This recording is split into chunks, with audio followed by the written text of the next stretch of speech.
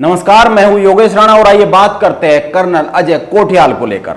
Colonel Ajay Kothiyal ने आम आदमी पार्टी छोड़ दी है, इसकी जानकारी सबको हो ही गई है। आज सोशल मीडिया के दौर में सूचना झट से पहुंच जाती है, लेकिन हर सूचना कई सारे सवालों को अपने पीछे छोड़ जाती है और कर्नल कोठियाल के आम आदमी पार्टी से इस्तीफे ने भी इस सवाल को जन्म दे दिया है कि आखिर उन्होंने आम आदमी पार्टी से इस्तीफा क्यों दिया। आइए इसी पर बात करते हैं।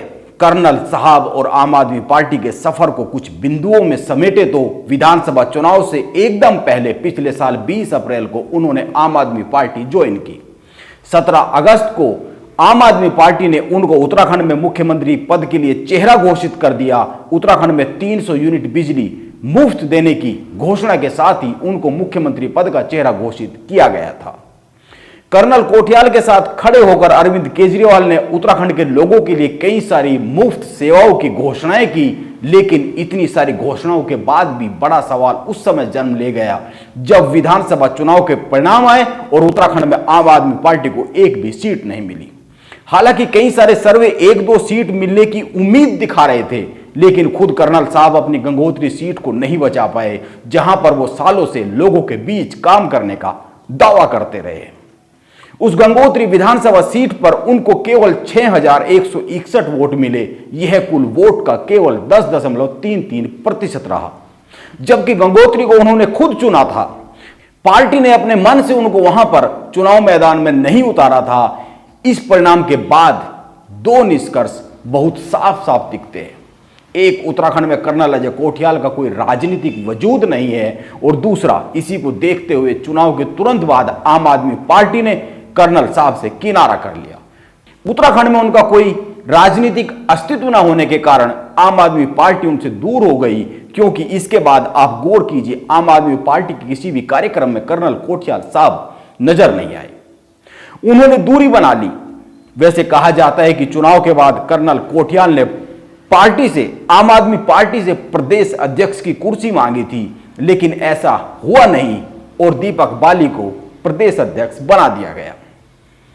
हालांकि सवाल तो यह भी आया कि पर्वतीय राज्य में मैदान से प्रदेश अध्यक्ष बनाकर आम आदमी पार्टी क्या चाहती है, लेकिन अब कर्नल कोठियाल ने अपने इस्तीफे में लिख दिया है कि पूर्व सैनिकों, पूर्व अर्धसैनिकों, बुजुर्गों, महिलाओं, युवाओं और बुद्धिजीवियों की भावनाओं को ध्यान में रखते हुए मैंने आज दिनांक 18 मई 2022 को आम आदमी पार्टी की सदस्यता से अपना त्याग पत्र दे दिया है।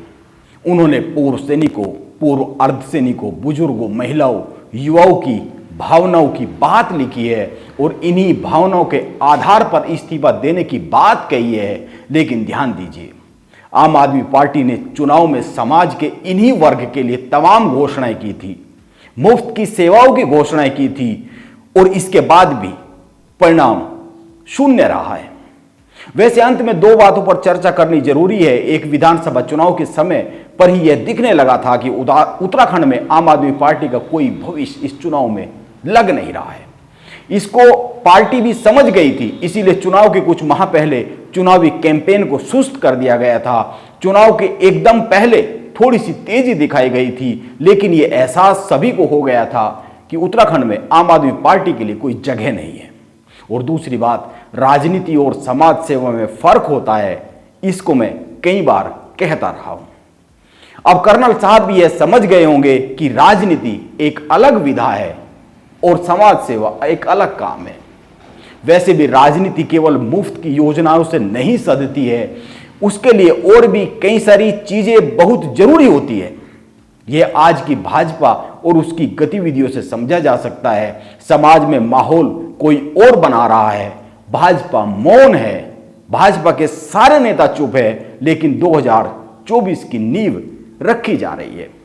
यह एक समझने वाली बात है और शायद कर्नल अजय कोठियाल इसको समझ भी गए हैं, इसीलिए शायद उन्होंने इस्तीफा दे दिया है। वैसे कर्नल कोठियाल ने आम आदमी पार्टी से कोई नाराजगी की बात अपने इस्तीफे में नहीं लिखी है, जबकि पार्टी के कार्यकारी अध्यक्ष भूपेश उपाध्याय ने पार्टी को छोड़ते वक्त आम आदमी पार्टी की नीति और विचारधारा में खामियां भी गिनाई है। भूपेश उपाध्याय ने कहा है कि आम आदमी पार्टी की विचारधारा और कार्य प्रणाली उत्तराखंड के हित में नहीं है। पार्टी से जुड़े लोगों की कथनी और करनी में अंतर है। ये हार के बाद भूपेश उपाध्याय कह रहे हैं। सोचिए, अगर वो गलती से जीत जाते फिर क्या उनकी यही भाषा होती? यह सोचने वाली बात है। राजनीति पल पल में रंग बदलती है और राजनीतिक व्यक्तित्व भी पल पल में रंग बदलते हैं। यह बड़ी ही दुर्भाग्यपूर्ण सच्चाई है। नमस्कार, आप बने रहे मेरे साथ।